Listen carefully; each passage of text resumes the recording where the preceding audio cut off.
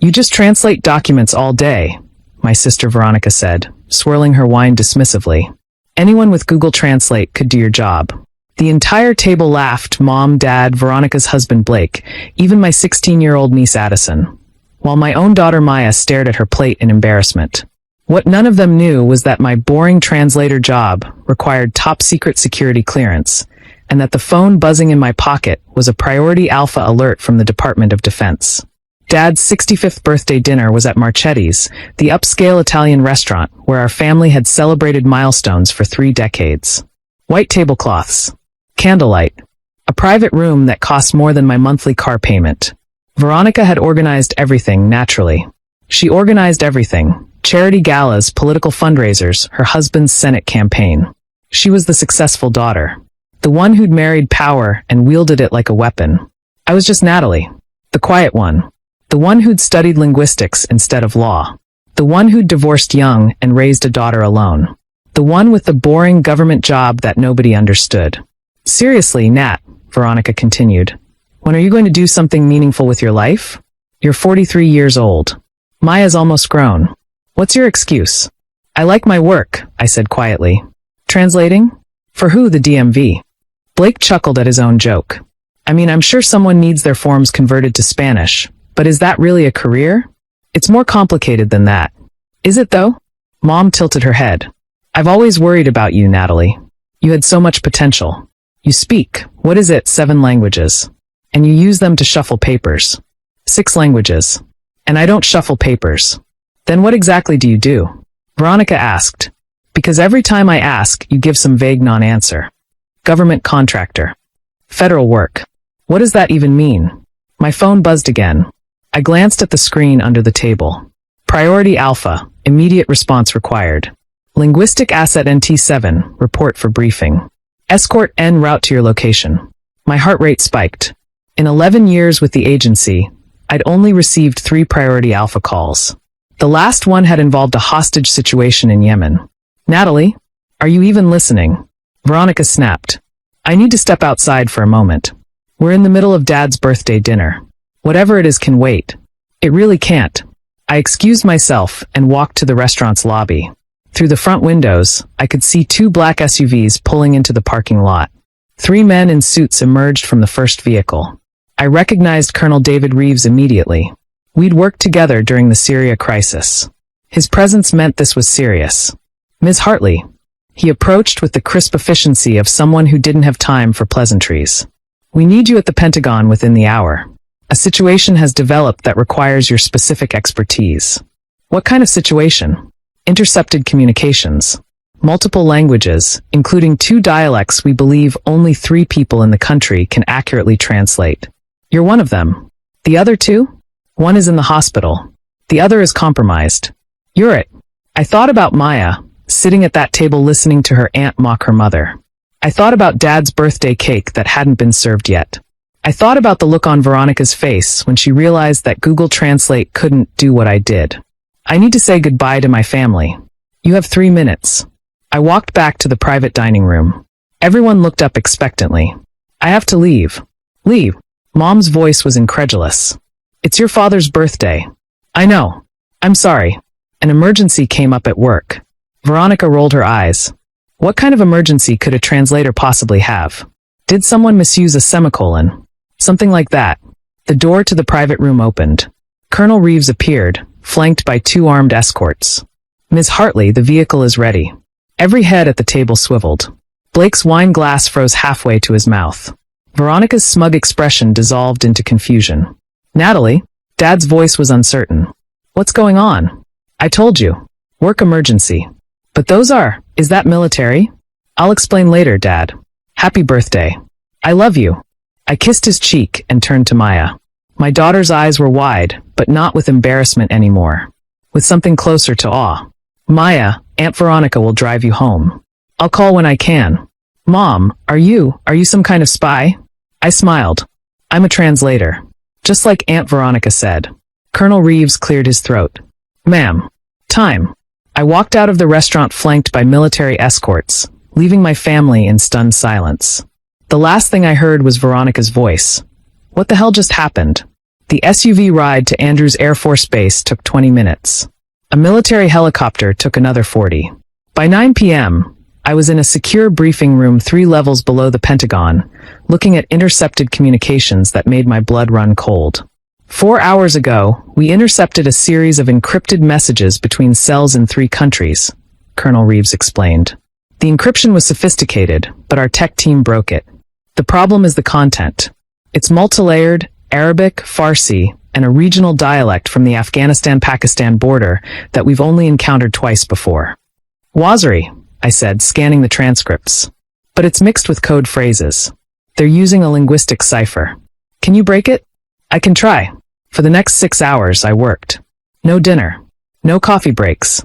Just me, the transcripts, and the weight of knowing that lives depended on getting this right. The cipher was elegant. They'd embedded numbers within specific word patterns, used verb conjugations to indicate dates, and employed a poetry structure from an obscure 13th century text to mask locations. It was the kind of linguistic puzzle that would take most analysts weeks. I solved it in 5 hours and 47 minutes. They're planning a coordinated attack. I told the assembled team at 3 a.m. 3 locations, simultaneous execution. The timeline is embedded in the verb tenses. They're using a poetic form that marks time through seasonal references. Based on the structure, we have approximately 31 hours. Can you identify the targets? Working on that. I pointed to a phrase in the transcript. This reference, it's from a Waziri folk song about places where eagles gather. In context, they're indicating buildings. High-rises. The specific verses they chose narrow it down to financial centers. How confident are you in this analysis? Confident enough to stake my career on it. Colonel Reeves nodded. Then we act. I stayed through the night, refining the analysis, answering questions, working with teams across 3 continents. By noon the next day, coordinated operations had disrupted all 3 cells. No attack materialized. No lives were lost. At 2 p.m., Colonel Reeves found me slumped in a chair, exhausted but wired. You did good work, Hartley. Exceptional work. Just doing my job. Your boring translator job, as I understand your family calls it. He smiled slightly. For what it's worth, the Secretary of Defense asked me to convey his personal thanks. The President has been briefed on your contribution. The President? This was a significant threat.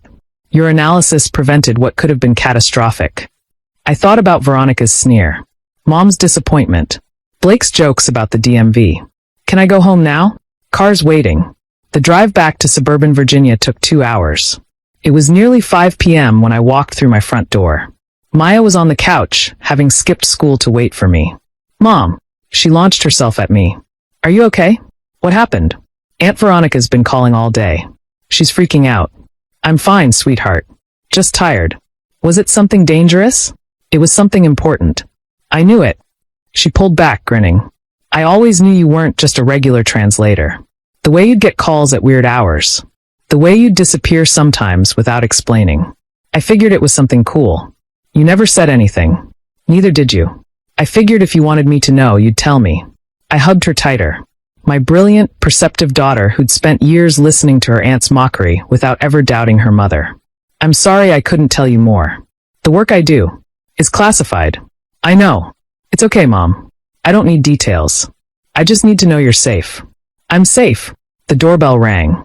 Maya went to answer it and returned with an expression of barely contained amusement. It's Aunt Veronica. She looks upset. I took a breath. Let her in. Veronica swept into my living room like she owned it. Designer clothes, perfect makeup, the confidence of someone who'd never been told no. But today, something was different. Her eyes were uncertain. Her usual smirk was absent. Natalie. Thank God. She actually hugged me. First time in years. I've been calling all day. What happened last night? Who were those men? Are you in some kind of trouble? I'm not in trouble. Then what? Because I've been going crazy. Blake made some calls. He's on the Senate Armed Services Committee, and everyone he talked to just said classified and hung up. Classified. For a translator. Sit down, Veronica. She sat, which was remarkable in itself. I can't tell you everything. Most of what I do is compartmentalized. But I can tell you that I work for a federal agency that handles sensitive intelligence. My language skills are used to decode communications that impact national security. National security? Last night, I helped prevent a terrorist attack. I can't say more than that. Veronica's mouth opened. Closed. Opened again. You're serious. Completely. But you never said all these years. Because I couldn't. And because every time I tried to hint that my work was more than shuffling papers, you and Mom and everyone else talked over me. It was easier to let you believe what you wanted. We made fun of you. At Dad's birthday. In front of Maya. Yes. While you were about to go save lives or whatever. Something like that. Veronica was quiet for a long moment. When she spoke, her voice was smaller than I'd ever heard it. I'm sorry. I know. I've been terrible to you. For years. I don't know what I thought. That because I married well and you struggled, that somehow made me better. You married a senator. I chose a different path. Neither one is better. They're just different. How can you be so calm about this? I've been awful. You're my sister. I've known who you are my whole life. I stopped expecting you to change a long time ago. I just hoped that someday you'd see me for who I am, not who you assumed I was. I see you now. Do you? She looked around my modest living room. The books in 6 languages on my shelves. The diplomas on the wall that she'd never bothered to read. The photos of Maya at various ages. A life she'd dismissed without ever examining. You have a PhD in linguistics, she said, noticing the frame for the first time. From Georgetown. I do. And you speak 6 languages. Fluently. I can read 2 more. And you work for, who exactly? I can't tell you that. But it's important. What you do. It matters. It matters to me. It matters to the people I help protect. Whether it matters to you is something you'll have to decide. Maya had been listening from the doorway. She stepped into the room. Mom saved lives last night, Aunt Veronica. Real lives. She does it all the time. Just because she doesn't brag about it like you brag about your galas doesn't mean it's not important. Maya, I started. No, Mom. I'm tired of watching them treat you like you're nothing. You're not nothing. You're a hero. You're my hero. Veronica's eyes filled with tears. Actual tears. I hadn't seen her cry since we were children. She's right, Veronica whispered. You are a hero. And I've been so blind. She stood, gathering herself with visible effort. I'm going to tell Mom and Dad. Not the classified parts, just that your work is important. That they should be proud of you. That we should all be proud. You don't have to. Yes. I do. It's 43 years overdue. She hugged me again, awkward, unpracticed, but genuine. I'm sorry, Natalie. For all of it. I know. Thank you. After she left, Maya and I sat on the couch together. That was intense, Maya said. That was family. Do you think she'll actually change? I think she'll try. Sometimes that's all you can ask for. Mom, I want to learn languages like you. I want to do something that matters. I pulled her close. You already matter, sweetheart. Everything else is just details. Outside, the sun was setting on an ordinary suburban street. Inside, a mother and daughter sat together in the quiet of a home that held more secrets than it showed. My sister had laughed at my boring translator job. The Pentagon had called mid-dinner. And somewhere, in a world that would never know my name, 3 attacks hadn't happened. 3 buildings still stood. 3 cities didn't mourn. Anyone with Google could translate. But not anyone could do what I did. And finally, my family was beginning to understand that.